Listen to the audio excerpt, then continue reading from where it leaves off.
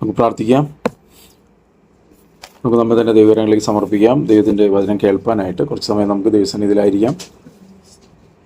കർത്താവിൻ്റെ വചനത്തിൻ്റെ പ്രത്യേകത നമുക്കറിയാം. അത് സ്വർഗത്തിൽ സ്ഥിരമായിരിക്കുന്നതാണ്, മാറ്റമില്ലാത്തതാണ്.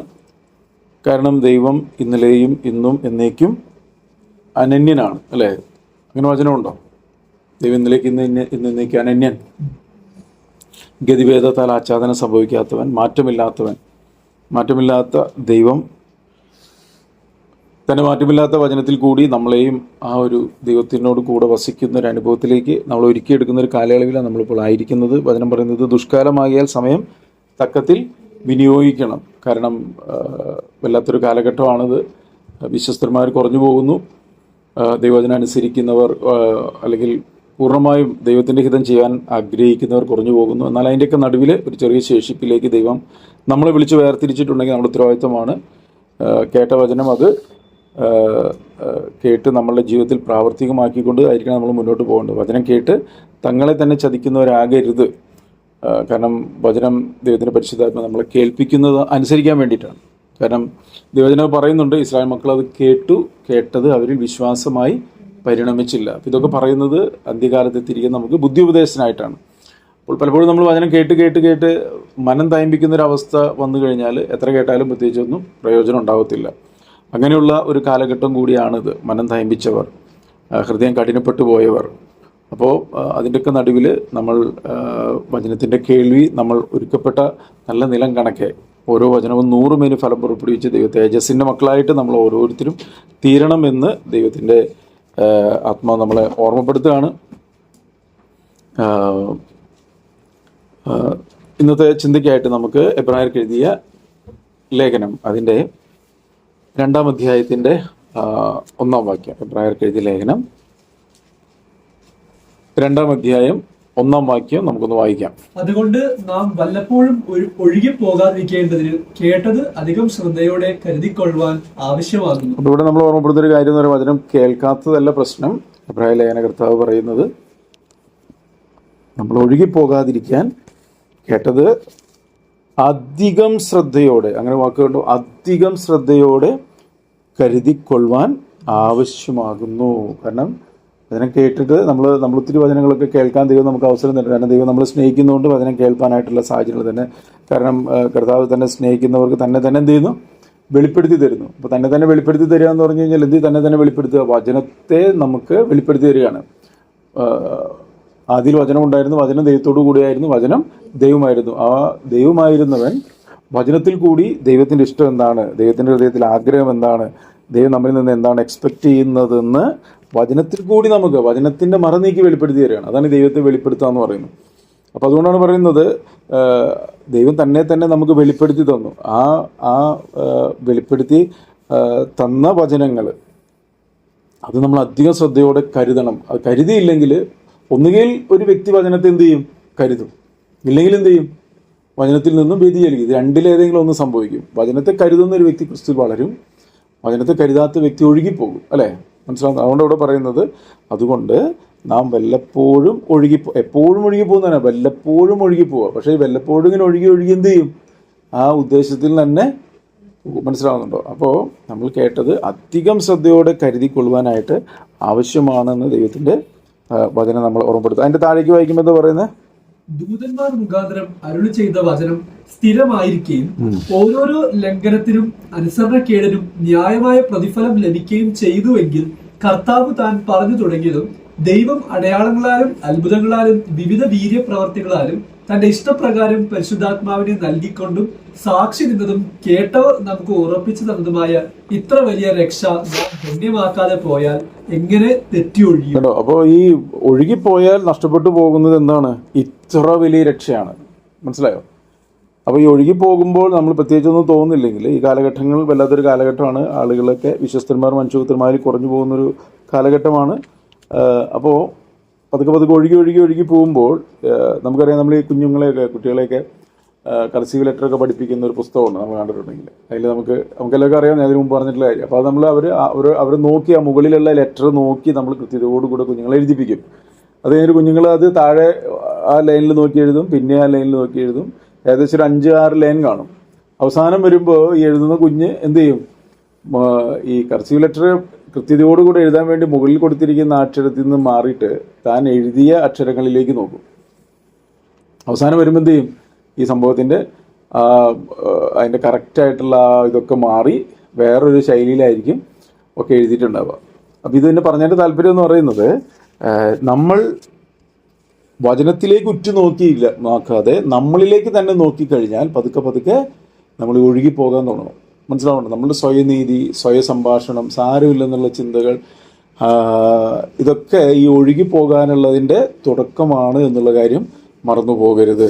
അപ്പോൾ ഇവിടെ ദൈവത്തിൻ്റെ വചനം നമ്മളോട് പറയാണ്, അതുകൊണ്ട് നാം വല്ലപ്പോഴും ഒഴുകിപ്പോകാതിരിക്കേണ്ടതിന് കേട്ടത് അധികം ശ്രദ്ധയോടെ നമ്മളുടെ ഉള്ളിൽ കരുതണം. അധികം ശ്രദ്ധ. ഒരു യഥാർത്ഥ ദൈവത്തിന് വേണ്ട കാര്യം എന്ന് പറഞ്ഞാൽ നല്ല ശ്രദ്ധയുള്ള വ്യക്തികളായിരിക്കും. കാര്യങ്ങളൊക്കെ കണ്ട് ഗ്രഹിക്കണം. മനസ്സിലാവട്ടോ? ശ്രദ്ധിച്ച് നമ്മൾ കാര്യങ്ങൾ മനസ്സിലാക്കണം. എന്താണ് സംഭവിക്കുന്നത് എന്നുള്ളത് നമ്മൾ മനസ്സിലാക്കണം. വചനം പറയുന്നത് കേൾപ്പാൻ വേഗത, സംസാരിപ്പാൻ സാവധാനം, കോപത്തിന് അതൊക്കെ ഒരു ദൈവപൈതലിൻ്റെ ക്വാളിറ്റിയാണ് ഈ കാണിക്കുന്നത്. കാര്യങ്ങൾ ഗ്രഹിക്കണം, മനസ്സിലാക്കണം, ഓരോ ഹൃദയത്തിൽ സംഗ്രഹിക്കണം. അല്ലേ? മറിയെക്കുറിച്ച് പറയുമ്പോൾ മറിയ ഹൃദയത്തിൽ എന്ത് ചെയ്തു? സംഗ്രഹിച്ചു. അപ്പം നമ്മളും ഒഴുകിപ്പോകാതിരിക്കണമെങ്കിൽ ഓരോ സാഹചര്യങ്ങളുടെ നടുവിൽ വചനത്തെ മുറുകെ പിടിക്കണം. അത് വചനത്തെ മുറുകെ പിടിച്ചില്ലെങ്കിൽ നമ്മൾ പോലും അറിയാതെ പതുക്കെ ആ ദൈവഹിതത്തിൽ നിന്നും മാറിപ്പോകാനായിട്ടിടയായി തീരും.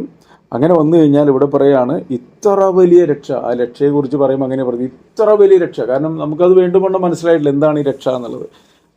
നമ്മൾ വിചാരിച്ചിരുന്ന മരണത്തിൽ നിന്നൊരു രക്ഷ, അല്ലെങ്കിൽ സ്വർഗത്തിലേക്ക് കർത്താവിൻ്റെ അടുക്കിലേക്ക് പോകുന്നു എന്നുള്ള കുറച്ച് കാര്യങ്ങൾ മാത്രമൊക്കെ ചിന്തിക്കുമ്പോൾ അതിനെക്കാട്ടിലൊക്കെ എത്രയോ വലിയ ശ്രേഷ്ഠതയിലേക്കാണ് ദൈവം നമ്മളെ വിളിച്ച് വേർതിരിച്ചിരിക്കുന്നത് എന്നുള്ള കാര്യം നമ്മൾ മറന്നു പോകരുത്. അപ്പോൾ ദൈവവചനത്തിൻ്റെ കൃത്യമായിട്ടുള്ള അനുസരണം തുടർമാനമായിട്ട് നമ്മൾ അനുസരിക്കണം. അപ്പോഴാണ് പലരും ഇതിൽ നിന്ന് മടുപ്പായിട്ട് മാറിപ്പോകുന്നത്. 6-ാം അധ്യായത്തിൻ്റെ, കാരണം ഈ ഒഴുകിപ്പോകുന്നതിൻ്റെ ഒരു ലക്ഷണം എന്ന് പറയുന്നത്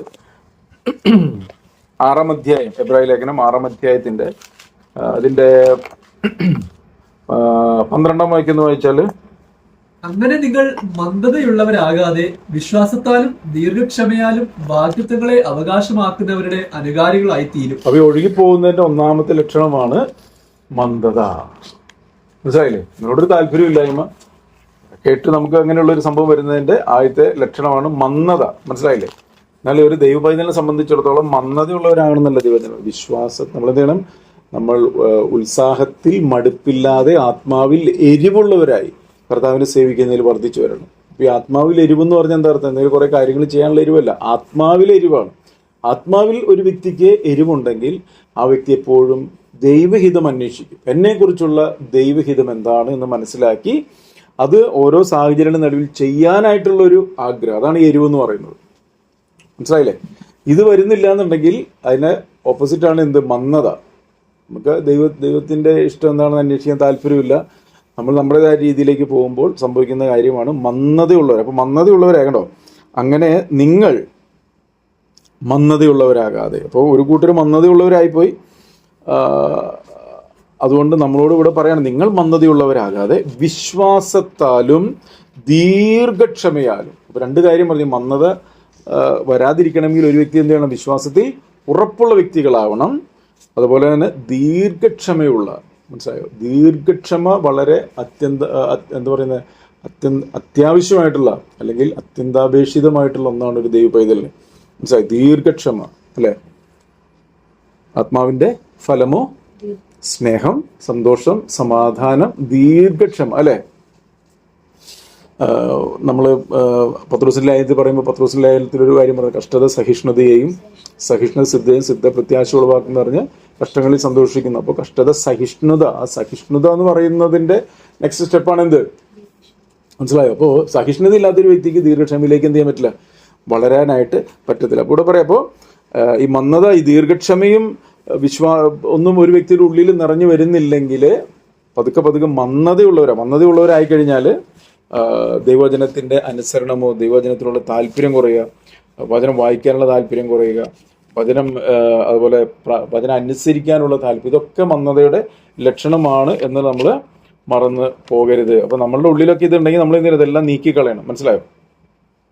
വചനം നമ്മളോട് പറയാണ് നിങ്ങൾ മന്ദതയുള്ളവരാകാതെ എന്ന് പറയുമ്പോൾ നമ്മൾ വളരെ ശ്രദ്ധയോടുകൂടി ആയിരിക്കണം ഓരോ ദിവസവും ജീവിക്കേണ്ട. എബ്രായ ലേഖനം അതിന്റെ 12-ാം അധ്യായത്തിന്റെ 25-ാമത്തെ വാക്യം. ഇതിനാണ് ഈ ഒഴുകി പോകുക എന്നുള്ളതിന്റെ 3-4 കാര്യം എബ്രായ ലേഖനത്തിൽ പറഞ്ഞത് ജസ്റ്റ് ഒന്ന് കാണിക്കാൻ വേണ്ടിയിട്ടാണ്.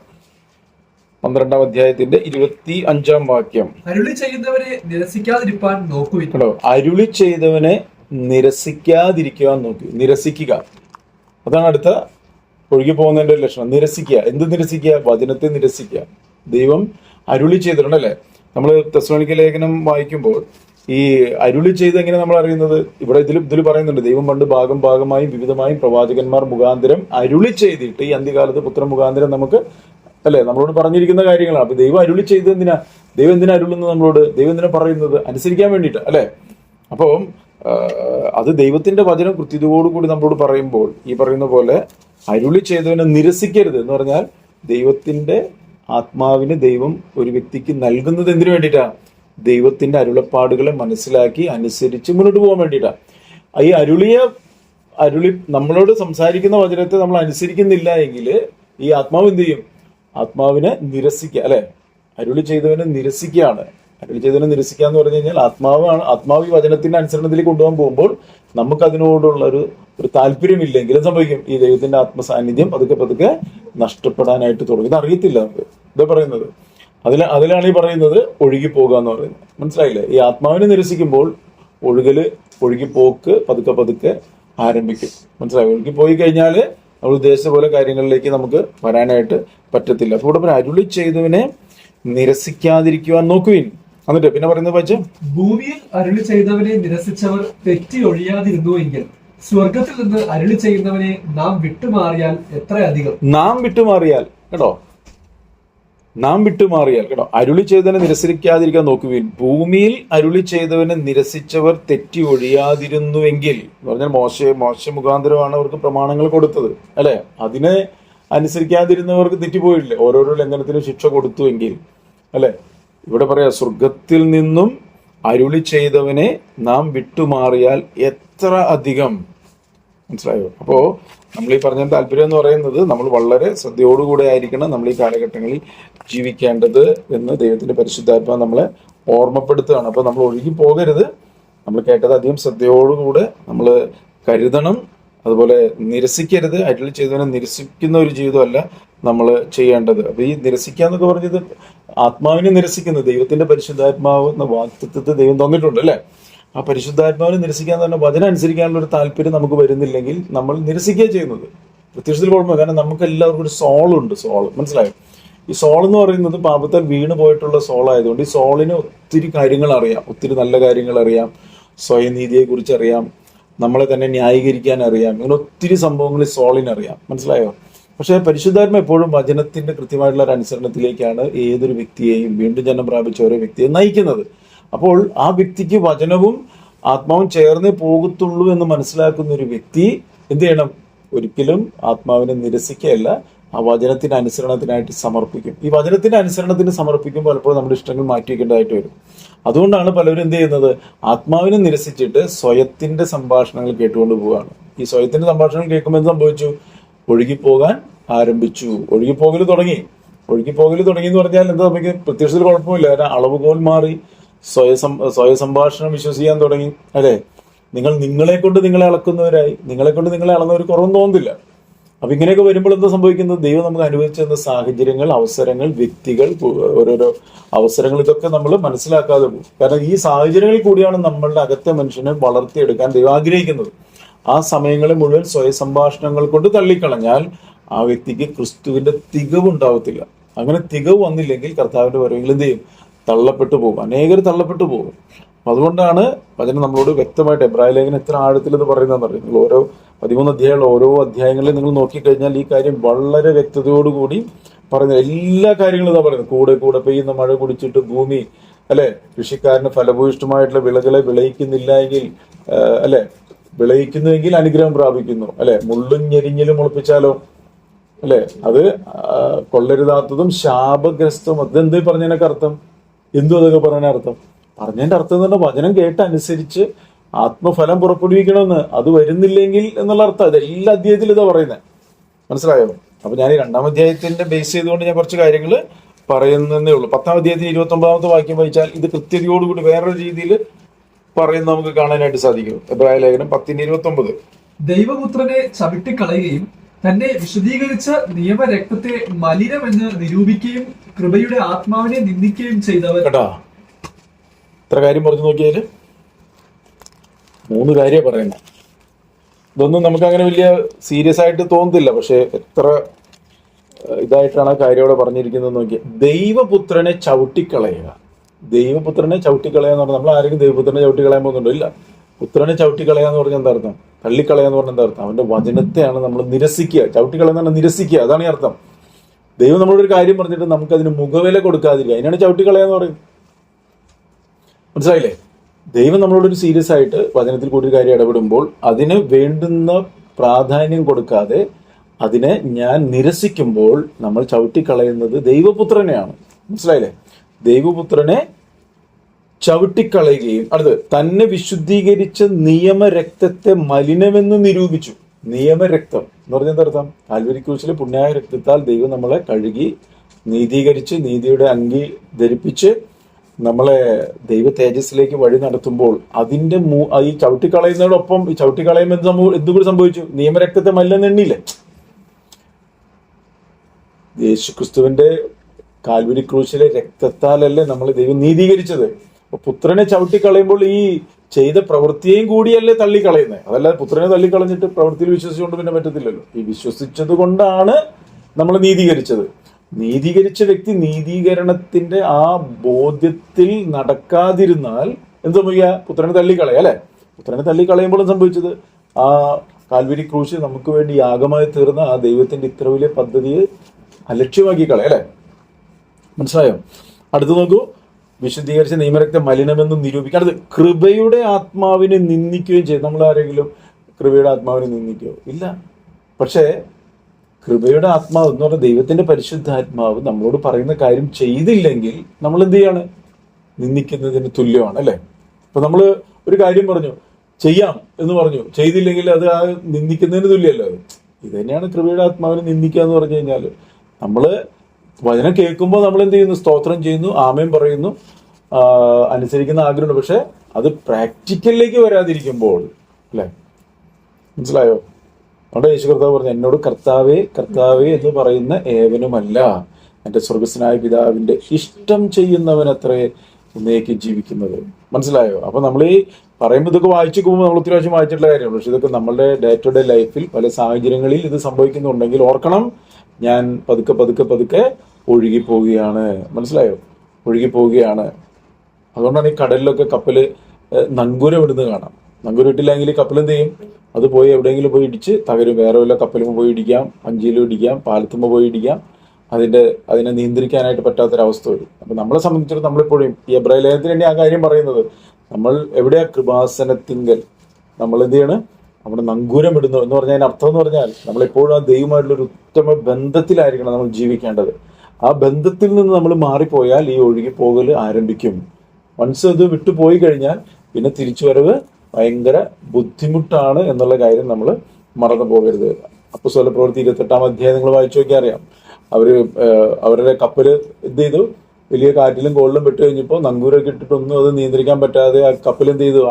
ഇടിച്ച് ഒരു ദ്വീപിൽ പോയി അല്ലെ, ഒരു കരയിൽ പോയി ഇടിച്ച് അതിന്റെ എല്ലാം തകർന്ന് അവര് ആ ദ്വീപിലോട്ടൊക്കെ പോകുന്ന ഒരു അവസ്ഥയുണ്ട്. പറഞ്ഞതിന്റെ താല്പര്യം എന്ന് പറഞ്ഞാൽ ഒരു വിശ്വാസ ജീവിതം, ആത്മീയ ജീവിതം എന്ന് പറയുന്നത് നമ്മൾ വളരെ ശ്രദ്ധയോടുകൂടി ജീവിക്കേണ്ട ഒരു സംഭവമാണ്. അത് തകർക്കാനായിട്ട് പിശാച് പലവിധമായ തന്ത്രങ്ങളെ മെനയുമ്പോൾ വളരെ ശ്രദ്ധയോടുകൂടെ ആത്മാവിനാൽ നയിക്കപ്പെട്ട കാറ്റിലും കോളിലൊന്നും പെട്ടത് ഒന്നും സംഭവിക്കാതെ ദൈവത്തിന്റെ പരിശുദ്ധാത്മാവ് നമ്മളെ നടത്തി ആ എത്തേണ്ട തുറമുഖത്ത് എത്തുന്നത് വരെ നമ്മളെ കരുതി കൊണ്ടുപോകാൻ ദൈവത്തിന്റെ ആത്മാവ് മതിയാകാനാണ്. പക്ഷെ നമ്മൾ ചേർന്ന് നടന്നെങ്കിൽ മാത്രമേ കാര്യങ്ങൾ മുന്നോട്ട് പോകത്തുള്ളൂ. രണ്ടുപേരും ഒത്തിട്ടല്ലാതെ നടക്കാൻ പറ്റത്തില്ല. അപ്പോ ഇവിടെ പറയാണ് 3 കാര്യം പറഞ്ഞോ. അപ്പൊ അവിടെ പറഞ്ഞ ഒന്ന്, ദൈവപുത്രനെ ചവിട്ടിക്കളയുക എന്ന് പറഞ്ഞാൽ വചനത്തെ തള്ളിക്കളയുക. തന്നെ വിശുദ്ധീകരിച്ച നിയമരക്തത്തെ മലിനമെന്ന് നിരൂപിക്കുക. അടുത്തത്, കൃപയുടെ ആത്മാവിനെ നിന്ദിക്കുകയും ചെയ്തവൻ എത്ര കഠിനമേറിയ ശിക്ഷയ്ക്ക് പാത്രമാകുമെന്ന് വിചാരിപ്പിൻ. കേട്ടോ? അപ്പോൾ ഇതൊക്കെ പറയുമ്പോൾ നമ്മൾ കേട്ടത് അധികം ശ്രദ്ധയോടെ കരുതിയില്ല എങ്കിൽ ഒഴുകി പോകാനായിട്ടുള്ള സാധ്യതയുണ്ട്. അതുകൊണ്ട് വചനം പറയുന്നത് നിൽക്കുന്നു എന്ന് തോന്നുന്നു വീഴാതിരിക്കാൻ സൂക്ഷിച്ചോളട്ടെ. ഇത് പറയുമ്പോൾ അയ്യോ അവര് ശരിയല്ല ഇവര് ശരിയല്ല എന്ന് പറയാനല്ല, നമ്മളുടെ വ്യക്തി ജീവിതത്തിലേക്ക് നോക്കാം. നമുക്ക് എവിടെയെങ്കിലും ഈ പറയുന്ന പാളിച്ചകൾ പറ്റിയിട്ടുണ്ടോ, എവിടെയെങ്കിലും കുറവുകളുണ്ടോ? നമ്മൾ ഈ മീൻപിടുത്തക്കാര് നിങ്ങൾ കടപ്പുറത്തേക്കൊക്കെ പോവുകയാണെങ്കിൽ ഈ മീൻപിടുത്തം കഴിഞ്ഞ് വന്നു കഴിഞ്ഞിട്ടുണ്ടെങ്കിൽ കുറച്ച് പേര് നിന്നിട്ട് ഈ വല തുന്നുന്നത് കണ്ടിട്ടുണ്ടാവും നിങ്ങൾ വളരെ ശ്രദ്ധയോടുകൂടി. ഇതിന് വല തുന്നുന്നത്, വല തുന്നുന്ന കൃത്യതയോടുകൂടെ തുന്നിയില്ലെങ്കിൽ മീനൊന്നും എന്ത് ചെയ്തില്ല, പെടത്തില്ല. പിറ്റേ ദിവസം പോകുമ്പോൾ വല ഇട്ട് കഴിഞ്ഞിട്ടുണ്ടെങ്കിൽ മീനൊക്കെ വല ഒരു കണ്ണി പൊട്ടിനെ കണ്ണിക്കൂടെ മുഴുവൻ പോകും. മനസ്സിലായില്ലേ? അപ്പൊ നമ്മൾ വചനത്തിലേക്ക് നോക്കി ഈ ഒഴുകി പോകുന്നുണ്ടോ എന്ന് അറിയണമെങ്കിൽ നമ്മൾ ശ്രദ്ധയോടുകൂടെ നമ്മളുടെ ജീവിതത്തിൽ എവിടെയെങ്കിലും കീറൽ പറ്റിയിട്ടുണ്ടോ, എവിടെയെങ്കിലും ഈ ദൈവിക ജീവൻ നഷ്ടപ്പെട്ടു പോയിട്ടുണ്ടോ, പകർന്ന കൃപ വ്യർത്ഥമായി പോകുന്നുണ്ടോ, ഒഴുകി പോയിട്ടുണ്ടോ എന്ന് അറിഞ്ഞ് നമ്മളെ കണ്ണി ക്ലിയർ ചെയ്യണം. അതിനാണ് ഈ വല തുന്നുന്ന പോലെ തുന്നണം. എന്നാൽ മാത്രമേ പകരുന്ന കൃപയിൽ വചനത്തിന്റെ അനുസരണത്തിൽ ദൈവി ജീവനിലേക്ക് വളരാൻ പറ്റത്തുള്ളൂ. അതല്ലെങ്കിൽ നമ്മൾ ഈ ഓരോ ദിവസം ഈ ഇതുപോലെ ഇരിക്കും. നമ്മളുടെ ഏത് മേഖലയിലാണ് വീണത്, എവിടെയാണ് നമ്മൾ ചവിട്ടിക്കളഞ്ഞത്, എവിടെയാണ് വിശുദ്ധീകരിച്ച നിയമരക്തത്തെ മലിനമെന്ന് എണ്ണിയത്, അരുളി ചെയ്തവനെ നിരസിച്ചത് എന്നുള്ളതൊക്കെ നമ്മൾ നോക്കാം. എവിടെയെങ്കിലും പാളിച്ചകൾ പറ്റിയിട്ടുണ്ടെങ്കിൽ അത് നമ്മൾ എന്ത് ചെയ്യണം, ക്ലിയർ ചെയ്യണം. തന്റെ ലംഘനങ്ങളെ മറച്ചു വെക്കുന്നവന് ശുഭം വരത്തില്ല. ഏറ്റുപറഞ്ഞ് ഉപേക്ഷിച്ചത് ഞാൻ തുന്നലും ക്ലിയർ ചെയ്യുന്നൊക്കെ പറഞ്ഞു. ഏറ്റുപറച്ച് അല്ലെ, ഏറ്റുപറച്ചിലും ഉപേക്ഷണവും ഉണ്ട്. പലരും ഏറ്റുപറയും, ഉപേക്ഷിക്കത്തില്ല. മനസ്സിലായോ? ഏറ്റുപറച്ചിൽ കൊണ്ടുകൊണ്ട് കാര്യമില്ല. ഏറ്റുപറയണം, ഉപേക്ഷിക്കണം, അതാണ് വിട്ടുകളയണം. അങ്ങനെ വിട്ടുകളയുമ്പോൾ വേണ്ടാത്തത്, ദൈവത്തിന് കർത്താവിന് ഇഷ്ടമല്ലാത്തത് നമ്മൾ എന്ത് ചെയ്യരുത്, രസിക്കാൻ പോകരുത്. അതിൽ രസിക്കാൻ പോയി കഴിഞ്ഞാൽ അത് അല്ലെ, വേറൊരു ഭാഗത്ത് പറയുന്നുണ്ടല്ലോ, ആരും പുതിയ തുണിക്കണ്ടം പഴയതിനോട് ചേർത്ത് തുന്നുമാറില്ല. തുന്നിയാൽ എന്ത് സംഭവിക്കും? അത് ചീന്തൽ ഏറ്റവും വലിയതാവും, അത് കീറിപ്പോകും. അല്ലെ, ആരും പുതിയ വീഞ്ഞ് പഴയ തുരുത്തിയിൽ ഒഴിച്ചു വെക്കത്തില്ല. എന്ത് ചെയ്യും? അത് രണ്ടും അത് വന്നു കഴിഞ്ഞാൽ അത് തുരുത്തി പൊട്ടി വീഞ്ഞ് ഒഴുകി പോകും. ഇത് തന്നെയാണ് നമ്മളോട് പറയുന്നത്. നമ്മളുടെ പഴയ ആഡാമിക് നേച്ചറിൽ, നമ്മളുടെ ബുദ്ധിയിലും നമ്മളുടെ സോളിലും നമ്മളുടെ മനസ്സിലും കേട്ടതും പഠിച്ചതും ഒക്കെ ഇഷ്ടംപോലെ കാര്യങ്ങൾ കാണും. ഇതൊന്നും ചേർത്ത് വെച്ച് നമ്മൾ ദൈവ വചനത്തിന്റെ ഇതിലേക്ക് കൊണ്ടുവരാനായിട്ട് ശ്രമിക്കരുത്. രണ്ടും കൂടി വന്നു കഴിഞ്ഞാൽ കീറൽ വളരെ വലുതായി പോകും. മനസ്സിലായില്ലേ? നമ്മൾക്ക് ഒത്തിരി സംഭവങ്ങൾ ഉണ്ടാവാം, ഒത്തിരി കാര്യങ്ങൾ ഉണ്ടാവാം. പക്ഷെ നമ്മൾ ക്രിസ്തുവിലായപ്പോൾ പുതിയ സൃഷ്ടിയാണ്. ഒരു ക്രിസ്തുവിലായാൽ പുതിയ സൃഷ്ടി കണ്ടാലും ഞാൻ സകലതും പുതുതാക്കുന്നു. അപ്പോ ആ പുതിയ ഒരു വ്യക്തി ആ ഒരു ആത്മീയ മനുഷ്യനെ വളരത്തക്ക രീതിയിൽ കാര്യങ്ങളെ കാണുകയും ചെയ്തെങ്കിൽ മാത്രമേ എന്ത് ചെയ്യത്തുള്ളൂ, വളർന്നു വരത്തുള്ളൂ. അതല്ലെങ്കിൽ എന്ത് ചെയ്യും? ചീന്തലേറ്റവും വലുതാവും എന്നാ പറയുന്നത്. അപ്പൊ നമ്മളെ സംബന്ധിച്ചിടത്തോളം നമ്മൾ കൃത്യതയോടുകൂടെ കാര്യങ്ങളെ ക്രമീകരിച്ചും കൊണ്ട് ആയിരിക്കണം മുന്നോട്ട് പോകേണ്ടത്. ഒരിക്കലും ഈ നിയമരക്തത്തെ മലിനമെന്ന് എണ്ണുന്ന വ്യക്തികളല്ല. 10:35 വാക്യം വായിക്കുമ്പോൾ അവിടെ ഒരു കാര്യം കാണാൻ പറ്റും. അതുകൊണ്ട് മഹാപ്രതിഫലമുള്ള നിങ്ങളുടെ ധൈര്യം തള്ളിക്കളയും. നമ്മുടെ ധൈര്യത്തെ ചോർത്തിക്കളയാൻ ശ്രമിക്കുമ്പോൾ നമ്മൾ പലപ്പോഴും ക്ഷീണിപ്പിക്കും, മടുക്കും. നമ്മൾ ധൈര്യത്തെ ചോർത്തിക്കളയും. പിശാചിന്റെ ഏറ്റവും വലിയ തന്ത്രം എന്ന് പറയുന്നത് അതാണ്. പിശാച് തന്ത്രശാലിയാണ്. ഭയപ്പെടുത്തും, നിരാശയിലേക്ക് കൊണ്ടുവരും, കുറ്റബോധത്തിലേക്ക് കൊണ്ടുവരും. മനസ്സിലായോ? അതുകൊണ്ട് ഇവിടെ പറയാണ്, അതുകൊണ്ട് മഹാപ്രതിഫലമുള്ള നിങ്ങളുടെ ധൈര്യം തള്ളിക്കളയത്. കേട്ടോ, മഹാപ്രതിഫലം. കേട്ടോ, മഹാപ്രതിഫലം. ഇത് നമ്മൾ ഓർക്കണം. നമുക്ക് നമ്മളുടെ കൊച്ചുബുദ്ധിയിൽ ഇത് ഗ്രഹിക്കാൻ പറ്റുന്നതല്ല. മഹാപ്രതിഫലമുള്ള നിങ്ങളുടെ ധൈര്യം, ഉറപ്പും അല്ലെ. നമ്മള് മോശയെ പിൻപറ്റിയ യോശുവ, മോശയുടെ ശേഷം തന്റെ ദൗത്യ നിർവഹണത്തിനായിട്ട് ദൈവം യോശുവയെ കാര്യങ്ങൾ ഭരമേൽപ്പിക്കുമ്പോൾ ദൈവം യോശുവയോട് പറയുന്നൊരു കാര്യമുണ്ട്. എന്ത്? ഉറപ്പും ധൈര്യവും ഉള്ളവനായിരിക്കുക. മനസ്സിലായോ? ഉറപ്പും ധൈര്യമുള്ളവനായി. ഞാൻ മോശയോട് കൂടി ഇരുന്നത് പോലെ നിന്നോട് കൂടിയിരിക്കും. 2 തിമോത്തി 1:7 എന്താ പറയുന്നത്? 2 തിമോത്തി 1:7 യോശുവയോട് പറഞ്ഞതൊക്കെ കറക്റ്റാ. നമുക്കോ ദൈവം നമുക്ക് നൽകുന്ന ആത്മാവ് ഏതാണ്? വീരത്വത്തിന്റെ ആത്മാവല്ല. കേട്ടോ, വീരത്വത്തിന്റെ ആത്മാവിനെ, ശക്തിയുടെയും സ്നേഹത്തിന്റെയും സുബോധത്തിന്റെയും ആത്മാവിനെ. പരിശുദ്ധാത്മാവ് ഇതാണ്, എന്നൊന്ന് ഓർക്കുക നമ്മള്. കേട്ടോ, പരിശുദ്ധാത്മാവ് എന്ന് പറയുന്നത്, ദൈവം നമുക്ക് നൽകുന്ന ആത്മാവ് എന്ന് പറയുന്നത് ഇതാണ് റിയൽ ആയിട്ടുള്ള ആത്മാവ്. ഏതാ ആത്മാവ്? ഏതാ? ദൈവത്തിന്റെ പരിശുദ്ധാത്മാവ് ഏതാ? ശക്തിയുടെ. അപ്പോ ശക്തി എന്ന് പറഞ്ഞു കഴിഞ്ഞാൽ നമുക്ക് ഫിസിക്കൽ ഇതല്ല പറയുന്നത്. ശക്തി എന്ന് പറയുന്നത് ഫിസിക്കൽ ശക്തി എന്നുള്ള അർത്ഥത്തിലല്ല ഇവിടെ പറയുന്നത്. എന്ത് ശക്തി? അത് ദൈവവചനം അനുസരിക്കാനായിട്ട് തടസ്സം നിൽക്കുന്ന പലവിധമായിട്ടുള്ള ശക്തികളുണ്ട്. മനസ്സിലാവുന്നുണ്ട്? അതിനൊക്കെ ജയിക്കുന്ന ഒരു ഉയരത്തിലെ ശക്തി ദൈവം നമ്മുടെ മേൽ പകരും. അതാണ് അപ്പോസ്തലൻ പോലെ എന്നെ ശക്തനാകുന്ന മുഖം ഞാൻ സകലത്തിന് മതിയാവുന്നു എന്ന് പറഞ്ഞാൽ ആ ശക്തി എന്ത് ശക്തിയാ? അതൊരു ആത്മീയ കാര്യങ്ങളെ അല്ലെ, ഈ സർവ്വലോക ദുഷ്ടന്റെ അധീനതയിൽ കിടക്കുമ്പോൾ അതിനെ ജയിച്ച് കാര്യങ്ങൾ ചെയ്യുന്ന ഒരു പവർ, അതാണ് ഈ പറയുന്നത്. അതുകൊണ്ടാണ് പറയുന്നത് ഭീരുത്വത്തിന്റെ ആത്മാവിനെ അല്ല, ശക്തിയുടെയും, അടുത്തത് സ്നേഹത്തിന്റെ, കേട്ടോ സ്നേഹം, കേട്ടോ സ്നേഹത്തിന്റെയും, അടുത്തത് സുബോധത്തിന്റെയും ആത്മാവിനെ അത്ര ദൈവം നമുക്ക് പകർന്നിരിക്കുന്നത്. മനസ്സിലായോ? അപ്പോ നമ്മളുടെ ഈ മഹാപ്രതിഫലമുള്ള നിങ്ങളുടെ ധൈര്യം തള്ളിക്കളയരുത്. ധൈര്യത്തെ ചോർത്ത് കളയുക എന്നുള്ളതാണ് പിശാചിന്റെ തന്ത്രം. ധൈര്യം ഭയം കൊണ്ടുവരിക, ഭീതി കൊണ്ടുവരിക, നിരാശ കൊണ്ടുവരിക, കുറ്റബോധം കൊണ്ടുവരിക. അപ്പൊ എന്തോ ഒരു സാധനം ചോർന്നു പോയില്ല. അപ്പൊ മനസ്സിലായോ? അപ്പൊ അതുകൊണ്ട് മഹാപ്രതിഫലമുള്ള കർത്താവ് പറഞ്ഞില്ലേ, അതുപോലെ ഗിദെയോൻ മുന്തിരിച്ചക്കിനടിയിൽ ഇരുന്നിട്ട് ഗോതമ്പ് പാറ്റിക്കൊണ്ടിരിക്കുമ്പോൾ അവന്റെ അടുക്കൽ വന്നിട്ട് പറയുന്നത്, അല്ലയോ പരാക്രമശാലിയായ ഗിദെയോനെ, അല്ലെ? അപ്പൊ അവിടെ അവൻ പറയുന്നുണ്ട്, യഹോവ ഞങ്ങളോട് കൂടെ ഉണ്ടെങ്കിൽ ഇങ്ങനെ സംഭവിക്കൂ. അവൻ ഭയപ്പെട്ടായിരിക്കുന്നത്. പക്ഷെ പറയാ, ഈ കാര്യം നീ പറഞ്ഞതുകൊണ്ട് ദൈവം നിന്റെ കൂടെ ഉണ്ടെങ്കിൽ സംഭവിക്കത്തില്ലല്ലോ. ആ ഒരു ബോധ്യം നിനക്കുണ്ടല്ലോ. അങ്ങനെയാണ് ഈ ഉറപ്പോട് കൂടെ നീ പോകും. അപ്പൊ നമ്മളെ സംബന്ധിച്ചിടത്തോളം നമ്മുടെ ഉള്ളിൽ നിരാശയും അല്ലെങ്കിൽ ക്ഷീണവും തളർച്ചയൊക്കെ കൊണ്ടുവരുമ്പോൾ നമ്മൾ മനസ്സിലാക്കേണ്ട ഒരു കാര്യം പിശാചിന്റെ വലിയ തന്ത്രമാണ്. എന്നെ ശക്തനാക്കുന്ന മുഖം ഞാൻ സകലത്തിലും മതിയാകണം. കർത്താവ് നമ്മുടെ കൂടെയുണ്ട്. ആ കർത്താവ് നമ്മളെ ഓരോ ദിവസവും കരുതി നടത്തി പരിപാലിക്കും. മാത്രമല്ല നമുക്ക് ദൈവം ഒരുക്കിയിരിക്കുന്ന ആ പ്രതിഫലം എന്ന് പറയുന്നത് അത്ര മഹത്തായതാണ്. അതുകൊണ്ട് അല്ലെ കർത്താവ് പറഞ്ഞിട്ട് ഞാൻ വേഗത്തിൽ വരുന്ന ഓരോരുത്തരും അവനവന്റെ പ്രവൃത്തികൾക്ക് തക്കവണ്ണം പ്രതിഫലം കൊടുക്കാൻ എന്റെ പക്കലുണ്ട്. അതായി പറയുന്നത് മഹാപ്രതിഫലം തരാൻ കർത്താവ് വരാൻ കാത്തിരിക്കുകയാണ്. പക്ഷെ നമ്മൾ ഉറപ്പ് ധൈര്യമുള്ളവനായിട്ട് നിൽക്കണം. വചനത്തെ മുറുകെ പിടിക്കണം. വചനത്തിൽ നിന്നും വ്യതിചലിക്കരുത്. മനസ്സിലായോ? മനുഷ്യരെ പ്രസാദിപ്പിക്കാൻ വേണ്ടി വചനത്തെ തള്ളിക്കളയരുത്. പിടികിട്ടുന്നുണ്ടോ? ഈ പറയുന്ന വചനത്തെ തള്ളിക്കളഞ്ഞ മനുഷ്യരൊന്നും ന്യായവിധി സമയത്ത് കൂടെ കാണില്ല. മനസ്സിലായില്ലേ? വചനത്തെ തള്ളിക്കളയാൻ വേണ്ടി പ്രേരിപ്പിച്ച ആരും ന്യായവിധിയുടെ സമയത്ത് കൂടെ കാണില്ല. അപ്പൊ അതുകൊണ്ട് വചനത്തെ മുറുകെ പിടിക്കുമ്പോൾ ആളുകൾ നമ്മളെ തള്ളിക്കളഞ്ഞാലും പിന്നത്തേതിൽ അതൊക്കെ കറക്റ്റായിട്ട് വരുത്താനൊക്കെ ദൈവത്തിന് സാധിക്കും. അതുകൊണ്ട് വചനത്തെ മുറുകെ പിടിക്കണം. വചനത്തെ ഒരിക്കലും എന്ത് ചെയ്യരുത്, തള്ളിക്കളയരുത്. ഒരു വ്യക്തിക്കും വേണ്ടി നമ്മൾ എന്ത് ചെയ്യരുത്, വചനത്തെ ലംഘിക്കാനായിട്ട് ഇടവരരുത്. വചനത്തെ മുറുകെ പിടിക്കണം കേട്ടോ. അവിടെ ദൈവത്തിന്റെ മഹത്വം വെളിപ്പെട്ട് വരുന്നത് നമുക്ക് കാണാനായിട്ട് 10:38 വായിച്ച്.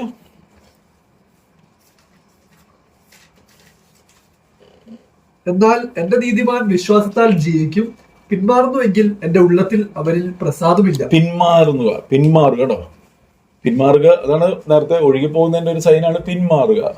പിന്മാറുന്നുവെങ്കിൽ, അപ്പൊ പിന്മാറാൻ സാധ്യതയുള്ളതുകൊണ്ടല്ലേ അങ്ങനെ പറഞ്ഞു അല്ലെ? പിന്മാറുന്നുവെങ്കിൽ എന്തിനാ പിന്മാറുന്നത്? നമ്മൾ ഒന്നിനും പിന്മാറുന്നില്ല. ആകെ പിന്മാറുന്നത് വചനത്തിന്റെ അനുസരണത്തിൽ നിന്ന് മാത്രമേ പിന്മാറുന്നുള്ളൂ. വേറെ എന്തായിരുന്നു പിന്മാറും? നമ്മുടെ ഏതെങ്കിലും ഇഷ്ടങ്ങളിൽ നമ്മൾ പിന്മാറുന്നുണ്ടോ? ഒന്നിനും പിന്മാറുന്നില്ല. അപ്പോ അത് പിന്മാറായിട്ട് നമുക്ക് തോന്നില്ല. പക്ഷെ വചനം അനുസരിക്കാതെ നമ്മുടെ ഇഷ്ടങ്ങളിലേക്ക് പോകുമ്പോൾ എന്താ സംഭവിക്കുന്നത്? അവിടെ യഥാർത്ഥത്തിൽ അവിടെ ഒരു പിന്മാറ്റം സംഭവിക്കുന്നുണ്ട്. ഒരു ഒഴുകിപ്പോക്ക് നടക്കുന്നുണ്ട്. മനസ്സിലായോ? പിടിയിടുന്നുണ്ട്. അപ്പൊ ദൈവേഷ്ടമാണ് നമ്മൾ ചെയ്യേണ്ടത്. ദൈവത്തിന്റെ ഇഷ്ടം നമ്മുടെ ശുദ്ധീകരണമാണ്. നമ്മൾ പിന്മാറിപ്പോകുകയല്ല. പിന്മാറിയാൽ എന്താ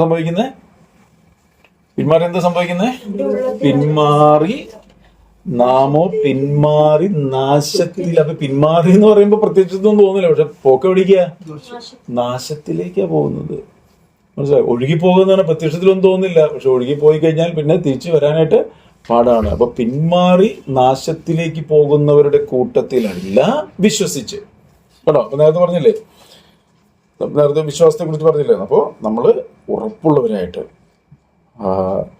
നമ്മള് ആ വചനത്തെ മുറുകെ പിടിച്ചിട്ട് മുന്നോട്ട് പോകണം. പിന്മാറി നാശത്തിലേക്ക് പോകുന്നവരല്ല, വിശ്വസിച്ച് ജീവരക്ഷ പ്രാപിക്കുന്നവരുടെ കൂട്ടത്തിലാകണം. 13:9 വായിച്ചേ. 13:9.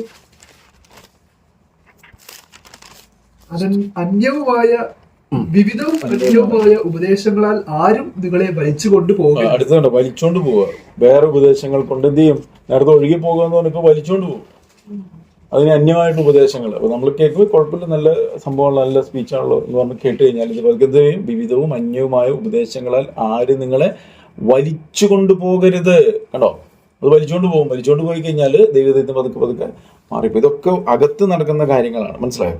അപ്പൊ വളരെ ശ്രദ്ധയോടുകൂടി. അപ്പൊ ഈ വലിച്ചോണ്ട് പോകുന്ന ഇങ്ങനെ ഒരു വ്യക്തിയെ വചനത്തിന്റെ അനുസരണം ഇല്ലായിരിക്കുമ്പോഴാണ് വലിച്ചോണ്ട് പോകുന്നത്. വചനം അനുസരിക്കുന്ന ഒരു വ്യക്തിയെ വലിച്ചോണ്ട് പോകാൻ പറ്റത്തില്ല. വചനം അനുസരിക്കുന്ന ഒരു വ്യക്തി എന്ത് ചെയ്യും? ഉറപ്പുള്ളവനായിരിക്കും ക്രിസ്തുവിലോട്. നമ്മളൊരു ഉറപ്പിച്ച് വെച്ചൊരു സാധനം പെട്ടെന്ന് വലിച്ചോണ്ട് പോകാൻ പറ്റുമോ? ഏത് സാധനം വലിച്ചുകൊണ്ട് പോകുന്നത്? ഉറപ്പില്ലാതിരിക്കുന്ന സാധനമല്ല വലിച്ചുകൊണ്ട് പോകുന്നത്. ക്രിസ്തുവിൽ അടിസ്ഥാനമിട്ട് ആഴത്തിൽ കുഴിച്ച് അടിസ്ഥാനമിടുന്ന ഒരു സംഭവത്തെ വലിച്ചുകൊണ്ട് പോകാൻ പറ്റത്തില്ല. മനസ്സിലായോ? അപ്പൊ നമുക്കൊരു ഉറപ്പില്ലാത്ത വ്യക്തിയാണെങ്കിൽ വിവിധവും അന്യമായ ഉപദേശങ്ങളിലേക്ക് വശീകരിക്കപ്പെട്ടു പോകാൻ സാധ്യതയുണ്ട് കേട്ടോ. അപ്പൊ ഇതൊക്കെ ഈ പറഞ്ഞ പോലെ പതുക്കെ പതുക്കെ പതുക്കെ ആണ് സംഭവിക്കുന്നത്. ഓൾ ഓഫ് സഡൻ അല്ല, പതുക്കെ പതുക്കെ. പക്ഷെ നഷ്ടപ്പെട്ടു പോകുന്നത് ദൈവീ ജീവനായിരിക്കും, ദൈവ തേജസ്സായിരിക്കും, പുത്രത്വ പദവിയായിരിക്കും, നിത്യതയായിരിക്കും. മനസ്സിലായോ? അപ്പൊ അതുകൊണ്ട് വളരെ ശ്രദ്ധയോടുകൂടെ നമ്മൾ ദൈവസന്നിധിയിൽ ഈ ദിവസങ്ങളിലൊക്കെ ആയിരിക്കണം എന്നുള്ള കാര്യം നമ്മൾ മറന്നു പോകരുത്. മനസ്സിലായോ? അതിന്റെ ഞാനീ പറഞ്ഞതിന്റെ ഇപ്പൊ എന്താ നിങ്ങൾ കേട്ടത്? നമ്മൾ 2ാം അധ്യായത്തിൽ നിന്ന് അങ്ങോട്ട് വന്നത് അല്ലെ? ഒഴുകി പോകരുത്. ഒഴുകി പോകാനുള്ള സാധ്യതയുള്ള ഒരു കാലഘട്ടത്തിലാണ് നമ്മൾ ജീവിക്കുന്നത്. വളരെ ശ്രദ്ധയോടുകൂടെ വിശുദ്ധിയോടെ വേർപാടോടൊക്കെ നമ്മൾ ഒഴുകി പോകാതിരിക്കാൻ ഒറ്റ വഴിയേ ഉള്ളൂ. കേട്ടത് അനുസരിക്കാന്ന് മാത്രമേ ഉള്ളൂ. കേട്ടത് അനുസരിക്കുക. അനുസരിക്കാനായിട്ട് നമുക്ക് അവർ നോക്കേണ്ട കാര്യമില്ല. വചനം ഗലാത്യലേഖനത്തിൽ ഒരു വാക്യമുണ്ട്, ഇന്നും നിങ്ങൾ മനുഷ്യരെ പ്രസാദിപ്പിക്കുന്നുവെങ്കിൽ ദൈവത്തിന്റെ ദാസനായിരിക്കും. ആരെയും മനുഷ്യരെ പ്രസാദിക്കാൻ പറഞ്ഞാൽ എന്തായിരുന്നു? ഇന്നും നിങ്ങൾ മനുഷ്യരെ പ്രസാദിപ്പിക്കുന്നെങ്കിൽ, ആരെയും മനുഷ്യരെ പ്രസാദിക്കാന്ന് പറഞ്ഞാൽ നമ്മൾ വിചാരിക്കുന്നത് പുറത്തുള്ളവരെയാന്നാ. പുറത്തല്ല, എൻ്റെ ഉള്ളിലൊരു മനുഷ്യനുണ്ട്, അതിനെ പ്രസാദിച്ചുകൊണ്ടിരിക്കുന്ന എല്ലാവരും എൻ്റെ ഇഷ്ടങ്ങൾ. മനസ്സിലായോ? ഇന്നും നിങ്ങൾ മനുഷ്യരെ പ്രസാദിപ്പിക്കുന്നുവെങ്കിൽ ദൈവത്തിൻ്റെ ദാസനായിരിക്കാൻ പറ്റത്തില്ല. അപ്പോൾ നമ്മൾ എല്ലാവരും പ്രസാദിപ്പിച്ച് കഴിഞ്ഞിട്ട് അവസാനം വന്നിട്ട് പ്രസാദിപ്പിക്കാന്ന് വിചാരിച്ചാൽ കർത്താവ് പറയും, ഞാൻ നിന്റെ ഒരു നാളും അറിഞ്ഞിട്ടില്ല. മനസ്സിലായോ? അതുകൊണ്ട് വളരെ ശ്രദ്ധയോടെ വചനം കേൾക്കുമ്പോൾ ഒക്കെ നമുക്ക് ഉള്ളിൽ ഭയങ്കര ആഗ്രഹങ്ങളും കാര്യങ്ങളൊക്കെ, പക്ഷേ വചനം കഴിഞ്ഞ് കഴിയുമ്പോൾ പെട്ടെന്ന് അതിൽ നിന്ന് വ്യതിചലിക്കുന്നൊരു മനസ്സുണ്ടെങ്കിൽ അതല്ല നമുക്ക് വേണ്ടത്. നമ്മൾ വളരെ ശ്രദ്ധയോടുകൂടെ എന്ത് ചെയ്യണം? നമ്മൾ ഈ പറയുന്ന ഒരു അനുഭവത്തിൽ നമ്മൾ ജീവിക്കണം. ഒരു വാക്യം വായിച്ച് നമുക്ക് നിർത്താം. 12 എബ്രായ ലേഖനം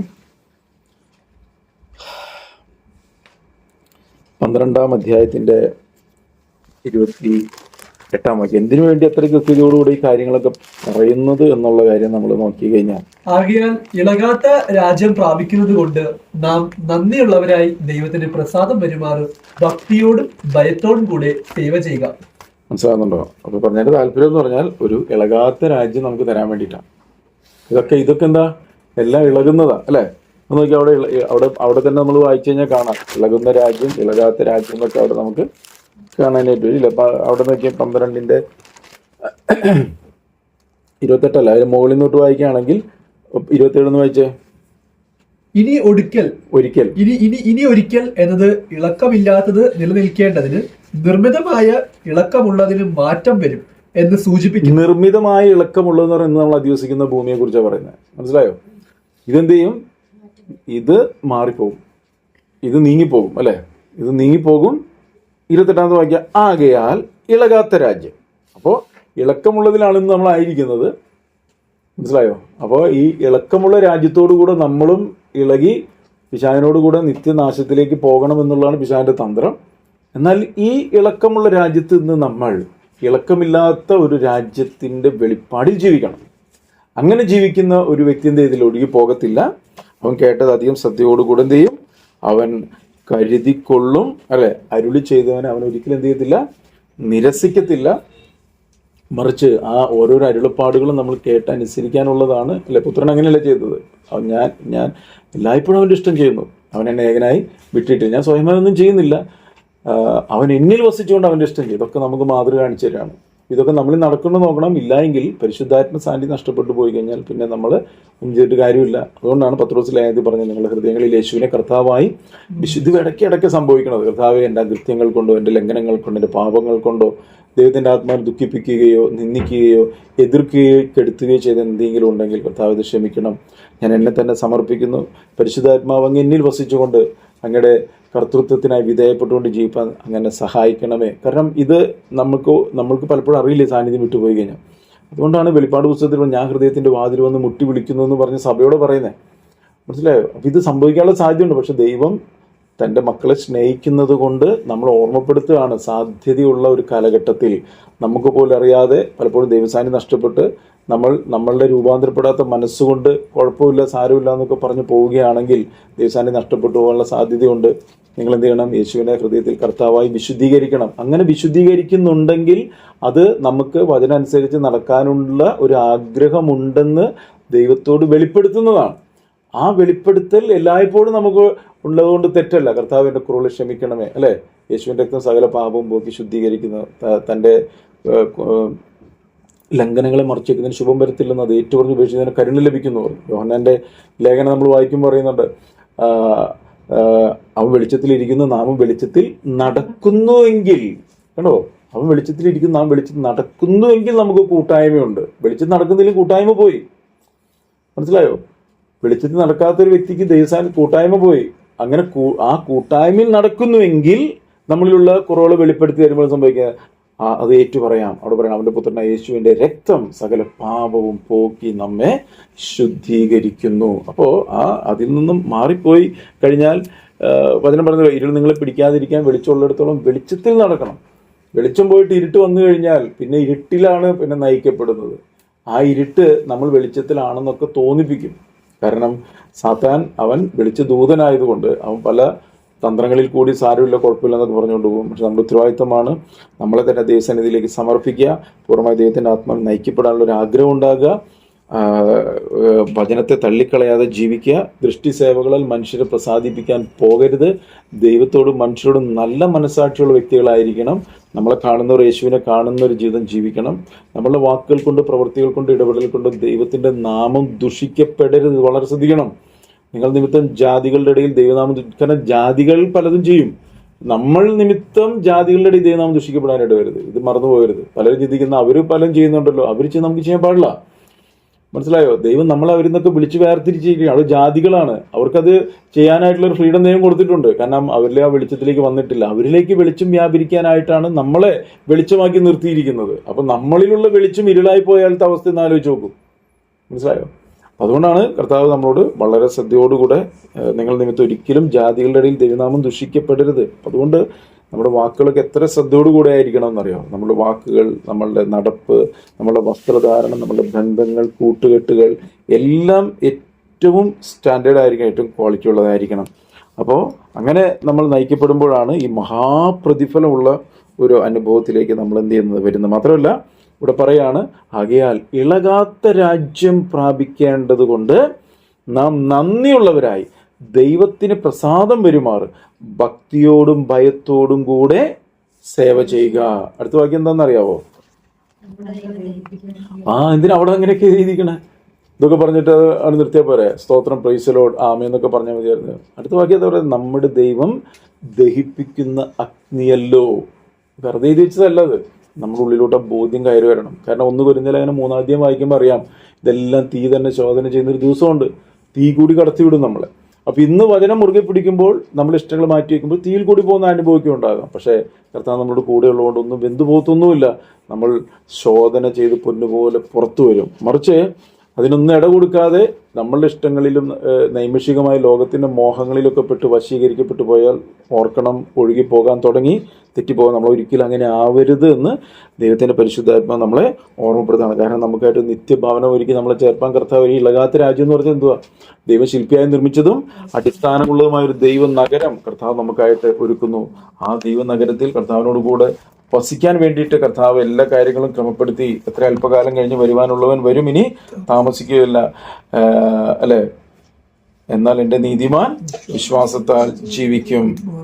പിന്മാറുന്നെങ്കിൽ എൻ്റെ ഉള്ളത്തിന് അവനിൽ പ്രസാദമില്ല. നാമ പിന്മാറി നാശത്തിലേക്ക് പോകുന്നവരുടെ കൂട്ടത്തിലല്ല, വിശ്വസിച്ച് ജീവരക്ഷ പ്രാപിക്കുന്നവരുടെ കൂട്ടത്തിൽ അത്രേ ആകുന്നു. അപ്പോൾ നമ്മൾ ഏതെങ്കിലും മേഖലകളിൽ ഒഴുകിപ്പോയിട്ടുണ്ടോ, എന്തെങ്കിലും കുറവുകൾ വന്നിട്ടുണ്ടെങ്കിൽ അത് മറച്ചു വയ്ക്കാതെ നമ്മൾ ദൈവസന്നിധി നമ്മൾ ഏറ്റുപറയുമ്പോൾ കർത്താവ് നമ്മളെ സഹായിക്കുകയും യഥാസ്ഥാനപ്പെടുത്തുകയും ദൈവ തേജസ്സിലേക്ക് നടത്തുകയും ചെയ്യും. നമുക്ക് പ്രാർത്ഥിക്കാം. സുഹൃത്ത് പിതാവേ, അളവറ്റ കൃപയും കരുണയും ഞങ്ങളുടെ മേൽ പകരുന്ന ദൈവമേ, ഞങ്ങളുടെ ഏതെങ്കിലും മേഖലകളിൽ ഞങ്ങൾ അറിയാതെ ഒഴുകിപ്പോയിട്ടുണ്ടെങ്കിൽ, വശീകരിക്കപ്പെട്ടു പോയിട്ടുണ്ടെങ്കിൽ, തള്ളിക്കളഞ്ഞിട്ടുണ്ടെങ്കിൽ, കൃപയുടെ ആത്മാവിനെ നിന്ദിച്ചിട്ടുകയോ എതിർക്കുകയോ കെടുത്തികളെയൊക്കെ ചെയ്തിട്ടുണ്ടെങ്കിൽ കർത്താവ് ക്ഷമിക്കണമെന്ന് പ്രാർത്ഥിക്കുന്നു. കർത്താവിനെ ഞങ്ങളുടെ ഹൃദയങ്ങളിൽ യേശുവിനെ കർത്താവായി വിശുദ്ധീകരിപ്പാൻ തക്കവണ്ണം ദൈവം ഞങ്ങൾ അങ്ങയുടെ കരങ്ങളിലേക്ക് സമർപ്പിക്കുന്നു. കർത്താവെ ജഡത്തിൻ്റെ ഇഷ്ടങ്ങൾ ചെയ്യുവാനല്ല, നിങ്ങൾ ഇന്നും ജഡത്തെ അനുസരിച്ച് നടക്കുന്നെങ്കിൽ നിങ്ങൾ മരിക്കും നിശ്ചയം. നിങ്ങൾ ആത്മാവിനാൽ ജഡത്തിൻ്റെ പ്രവൃത്തികളെ മരിപ്പിക്കുന്നുവെങ്കിൽ നിങ്ങൾ ജീവിക്കും. ജഡാഭിലാഷം ആത്മാവിനും ആത്മാഭിലാഷം ജഡത്തിനും വിരോധമല്ലോ. കർത്താവെ ജഡത്തെ അനുസരിച്ചുകൊണ്ട് ജീവിപ്പാനല്ല, കർത്താവ് ഞങ്ങൾക്ക് നൽകിയ വാഗ്ദത്തത്തെയും പരിശുദ്ധാത്മാവിൽ തന്നെ നയിക്കപ്പെടുമെന്നൊക്കെ വേണം. കർത്താവെ, ഞങ്ങളെല്ലാവരും ശബ്ദം കേൾക്കുന്ന ഓരോ മക്കളെ അങ്ങ് സഹായിക്കണമേ എന്ന് പ്രാർത്ഥിക്കുന്നു. പരിശുദ്ധാത്മാവിനെ നിറയ്ക്കണം, ദൈവത്തിൻ്റെ കൃപ ധാരാളമായി പകരണമേ എന്ന് പ്രാർത്ഥിക്കുന്നു. യേശു സ്ഥാനത്തിൽ പ്രാർത്ഥിക്കുമ്പോൾ കൃപ തോന്നി കേൾക്കണം. സ്വർഗീയ പിതാവേ, ആമേൻ. ആമേൻ.